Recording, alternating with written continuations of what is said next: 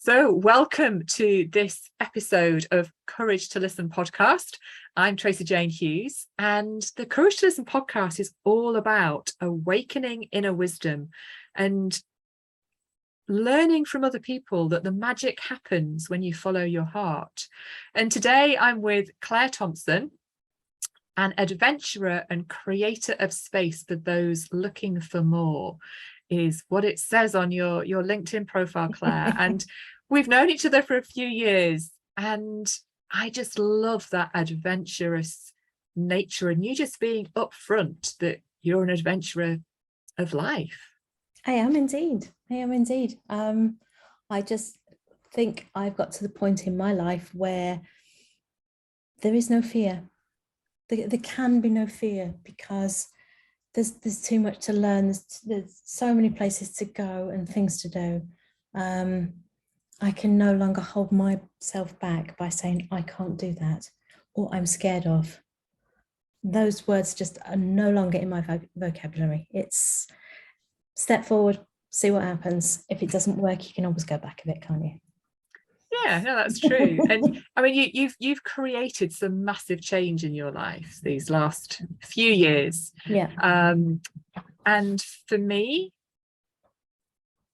and I imagine lots of other people that have sort of, followed your adventures over the years, sort of went, oh, that's a big step.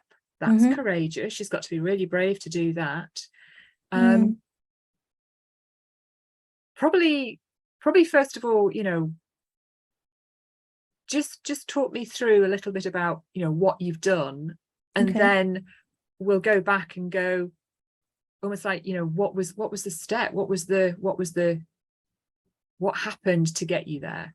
So it's probably easier for people to connect with it if we have what you've done first. I obviously spent my entire life in the UK. Okay. But I swam in a pool in Greece. Okay.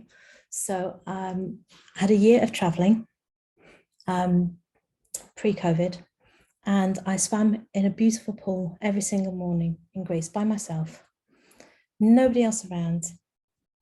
And one day I was swimming and I just went, I have to have this lifestyle. And it was as simple as that. I got out the pool, I got my journal out, and I wrote exactly what I wanted. Okay. And I'm now 3 years on, and I'm living in it. I'm living in the house that I spoke about in that journal. I live in a country. I didn't actually name the country at the time, but I basically live in Sicily, so I live in a hot country. I live in a small village in the mountains. I am surrounded by nature. I have no neighbours whatsoever. And I live the lifestyle that I chose on that morning in Greece. Put things in place. Yes, there was lots of hard work. Yes, there was lots of decisions to be made, because you can't just get up and leave. You've obviously got family and all those things that kind of hold you to a place, maybe. But it was my time. Literally everything fell into place and allowed me to make the changes. And yes, people did say, wow, that's really brave. Because I came here with nothing, basically. I lived in my stepson's house whilst we actually built the house that I'm now sat in. So I literally had a field. That was all I had when I arrived here, was a field. And people say that's really brave, that's courageous, etc., etc. But to me, it wasn't. It was something I had to do. And there was just a fire in my soul that just said, you've got to go, you've got to build this and see what happens once you've done it.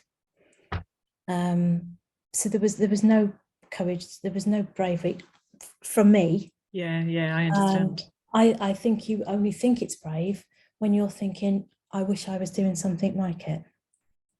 Yes. But you can, if you choose to do something, you can do it.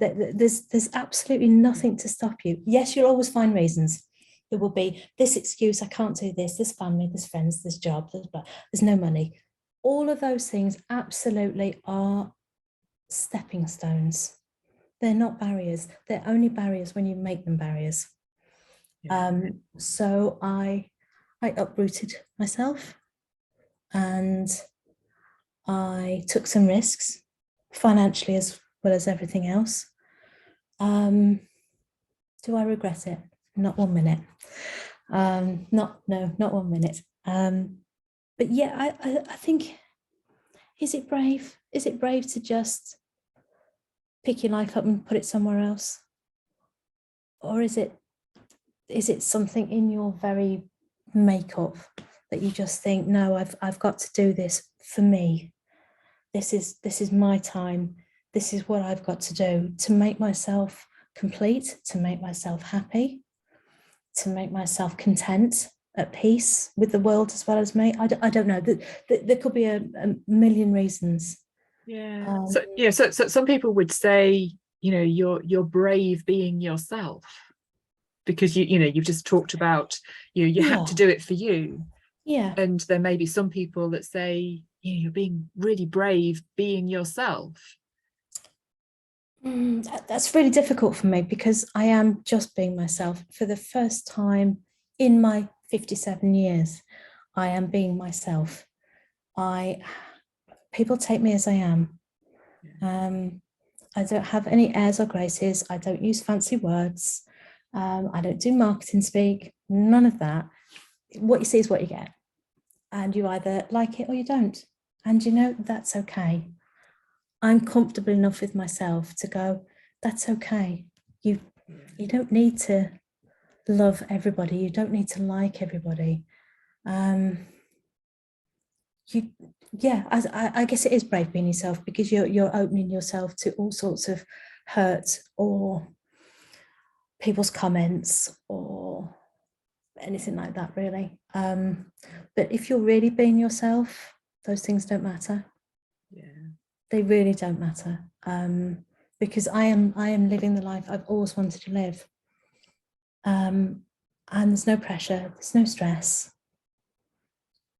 I go out in nature every single day. I do my meditation.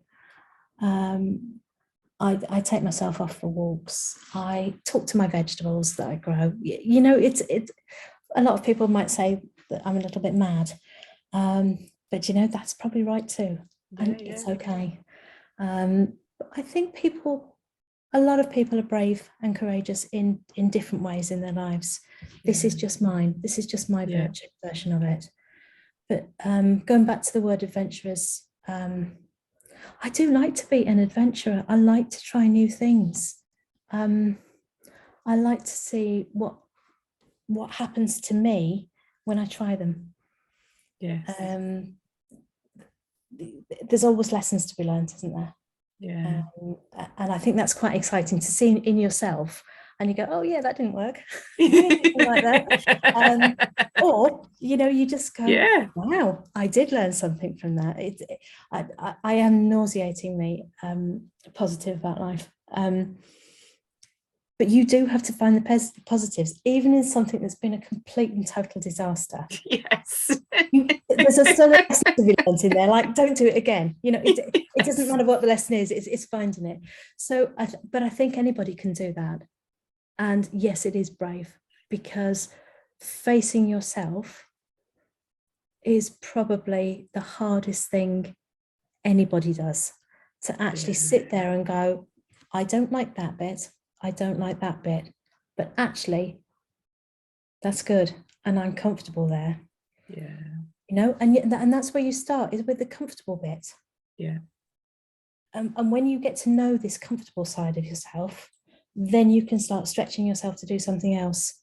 It doesn't have to be changing countries and building a house. Seriously, it doesn't have to go that far. It's just those little things. It's like, I'm really not enjoying my job, so change it.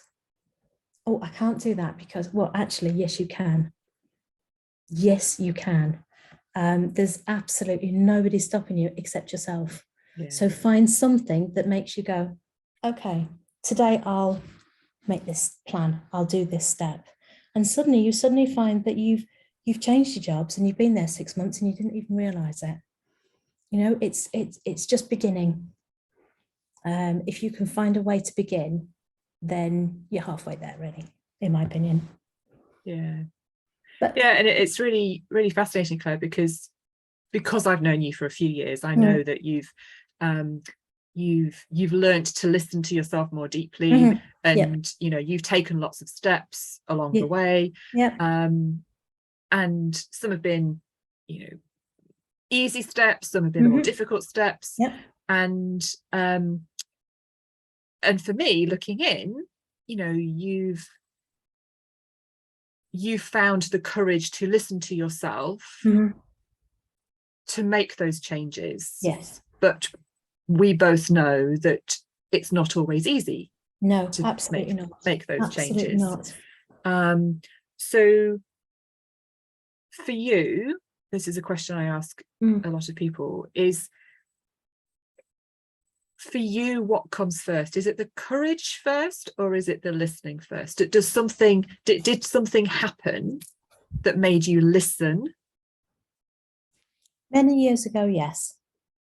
And I had no choice but take myself out of that life and start a new one, because mentally I was going to implode if I didn't. So I guess that's when your hand is forced a little bit. But also even when you're making a massive decision like the one I had to make, as soon as you've done it, you suddenly realize it wasn't that hard after all. It's what you tell yourself. You know, there's always something. There's always a reason why you don't do this, or you haven't found that, or, you know, because that's the easy option.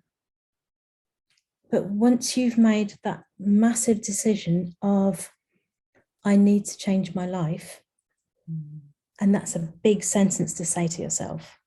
When you've said it, the rest of it kind of follows, because you just have to have faith and belief in yourself that this is okay, because it's the right thing to be doing.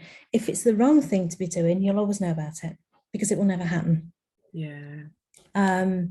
So I guess the listening and the courage probably come hand in hand, because you've got to have one to do the other. You've got to have the courage to make a change, but to do that, you've got to listen to yourself. And what your body's saying. You know, is my body completely stressed out? Am I sleeping? You know, am I happy? And if you can't say yes to that, then you have a choice. You stay where you are, or you change it. And therein you have to listen and you have to be courageous all at the same time. So that's a really difficult one, because I think they come hand in hand. No, I mean, personally, I agree, but I think sometimes the courage bit comes first, and I think sometimes the listening comes first. So it's always a question that I'm asking. We're all individual. We're all it's true. Very different people. But again, you have to know yourself. So for some, it might be the courage, and they know that. They know they've got it there somewhere, or they haven't, and they've got to find it. And some have already done that listening bit, and they're at that point to find the courage to do it. We are all individual. You know, we may share similar paths, we may share similar things we want to do, or places we've been, or lives we've led. But each of us have done them differently. And, you know, sometimes you just have to accept the choices you've made to get to where you are. But once you're there, it's just put the big girl pants on, take a deep breath, and decide what you're doing. No, it is. It's very easy for me to say, because I've done that bit. Was it hard? Absolutely yes. Did I cry a lot? Absolutely yes. Did I traumatize myself? Absolutely yes. All of those things, because that's part of change. That's part of transforming who we are. So you have to do all that donkey work. And and, you know, have the box of tissues on hand and, you know, go and lie in a dark corner somewhere and weep for a while. We all do those things. It's part of being human. But it's just about believing that you can get to the other side of that. Or if you can't believe it yourself, have somebody that you trust that kind of holds your hand and says, it's okay, we'll do it together. Yeah. You don't need them to do anything or say anything, just be with you while you do it. Yeah. You know, sometimes that makes it a little more palatable. And I think we all generally have a person that will hold your hand while you do it, somebody that you trust. I think there's very few that are totally, I may be being naive here, but I don't think there's very many who have literally nobody or can't find somebody. Yes, I think that, you know, it's not necessarily family or friends. Sometimes you have to find somebody else that you connect to. Yeah. But as long as you trust them and you don't ask too much of them, then I think it will work. I think so. Yeah. So Claire, this beautiful space that you've created, or you are creating. So you know, you bought this piece of land without actually having been there to it. Let's just put that out there as well. Yeah. Some may say that was madness. Yeah. But it feels like you knew that this was the place you needed to be. Absolutely, 100%. Absolutely. So you were just following that inner guidance, higher guidance, intuition. You were just following that and taking each step. Yeah, I knew I needed to be somewhere hot. Okay. That was just the first place of starting. I knew I needed to be in nature. And I knew that I wanted to have space or create space for other people to come. More about that later, because I'm still not quite sure what that looks like, but to come. And I looked at houses, I looked at different places, and somehow I ended up in a very small village in the mountains in Sicily. God knows why. I literally have no idea, but somebody said, that's where you're going. And so I did. I found some land and I bought it online. Maybe that was a stupid thing. maybe that's not the wisest thing that I could have done, but it worked, so it was okay. But you know, the minute I eventually got over here, which was in amongst all that ridiculous lockdown.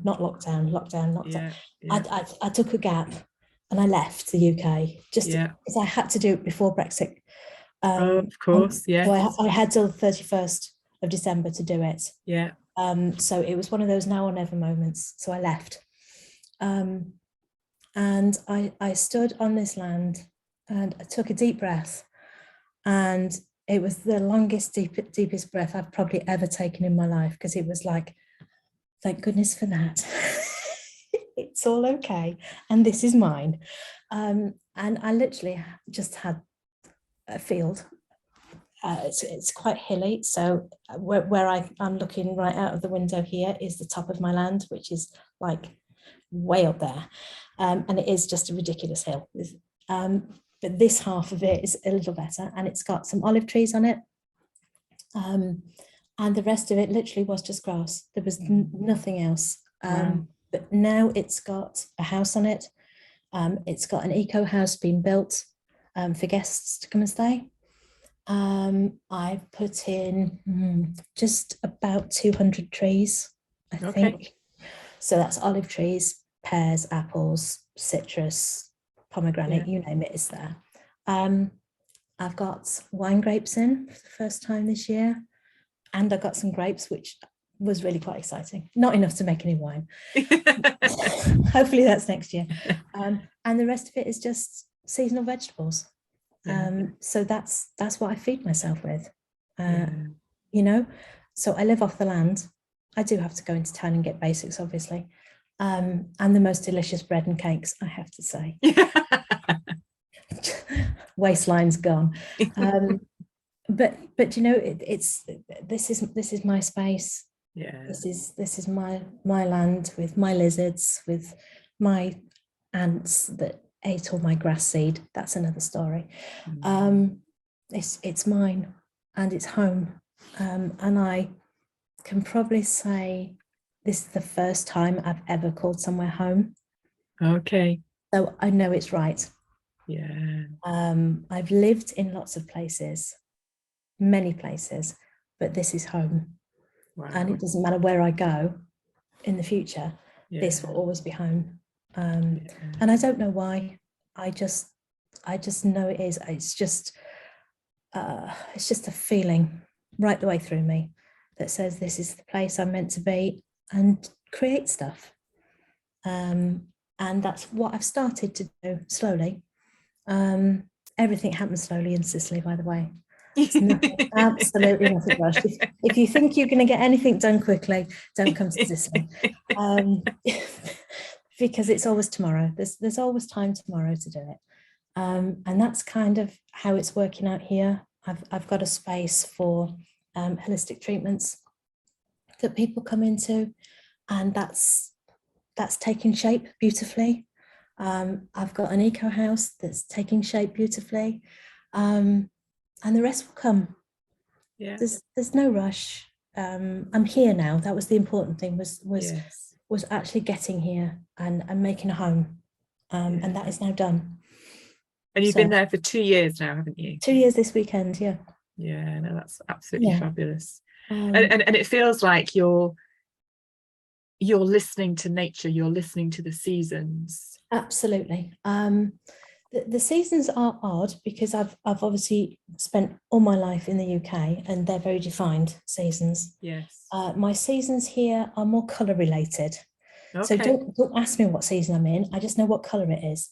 It's brown season because there's no rain. No, I've not had rain here for months. But springtime is pink. Okay. There's a yellow part of spring, and there is a pink part of spring. And I know when we get to the pink part of spring, we're just heading into summer. Wow. The equivalent of. Yeah. Because of the weather, plants and things grow at different times. Yeah. So I can't go with what would be normal thinking of planting. Yeah. And obviously with so little rain, that has to be taken into account as well. So yeah, it is about listening to what the plants are telling you, what the trees are telling you, even what the insects are telling you, actually, and the birds, because they're quite specific to certain times or certain months. Okay. So yeah, it's been observant and just knowing if the bees are here, then we've got some planting to do.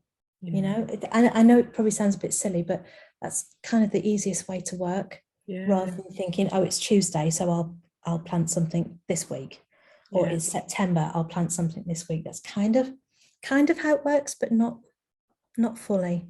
It's about listening to what's going on around you.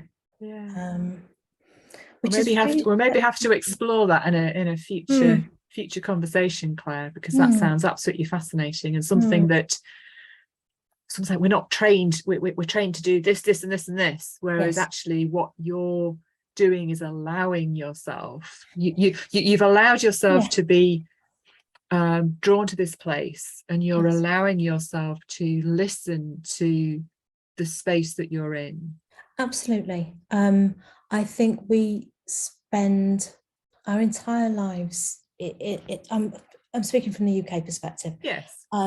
Being told that you go to school, you go to university, you meet somebody, you get married, you have children, you do this, you know, and it's very specific, and we kind of force people, our children included, into this sort of social lifestyle that they must stay within because that's where it's safe.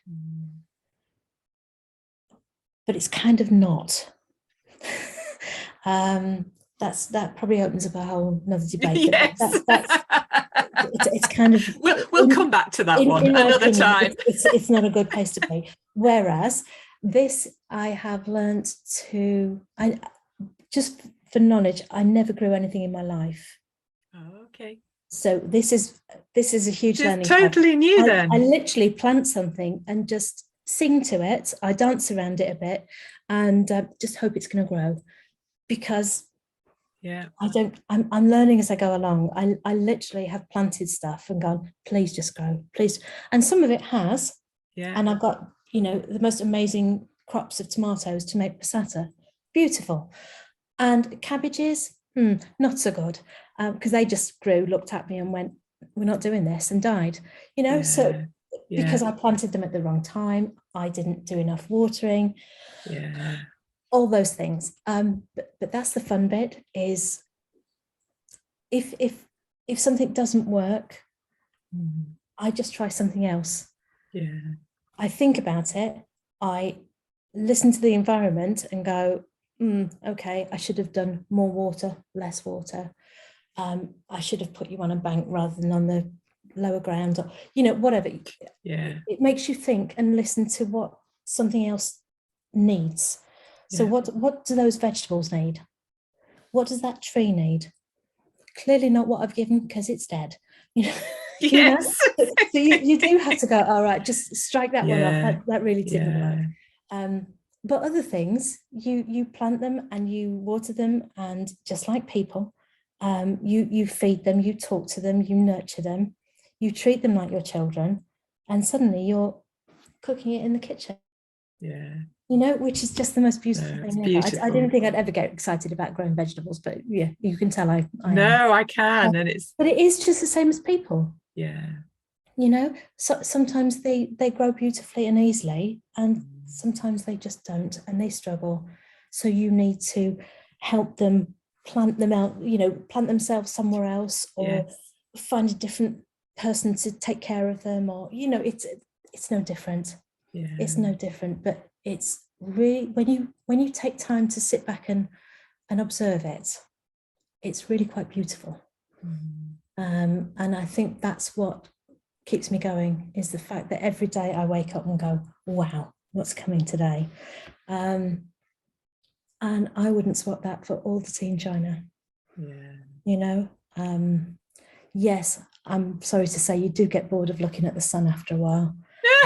And you do get frustrated because you have to sit in front of the aircon unit because it's too hot to go outside. Yes. Yeah, I know they're all really ridiculous complaints, but they are. I'm quite excited because it's supposed to rain this week. Ridiculous. But it is about observing life rather than being in it. It's what I think what I've done is I've just stepped back and watched life for a little bit. Yeah. And gone, do you know what? This isn't working. Living in the UK for me wasn't working. Nothing about it was working. It was too expensive.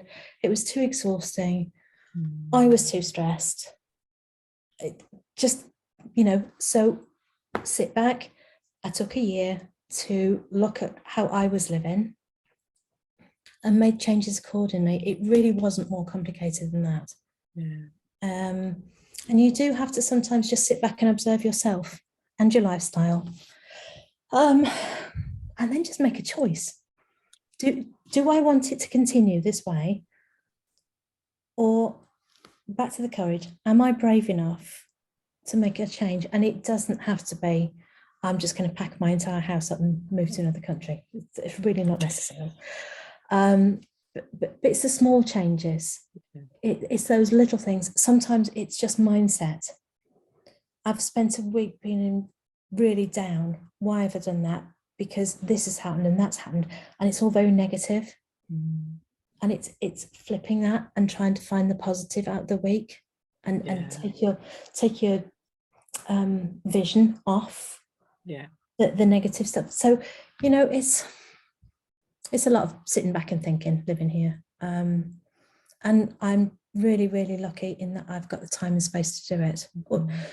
I haven't got it. I've made it. I've made the time and space to do it because it's what I needed. I needed time for me.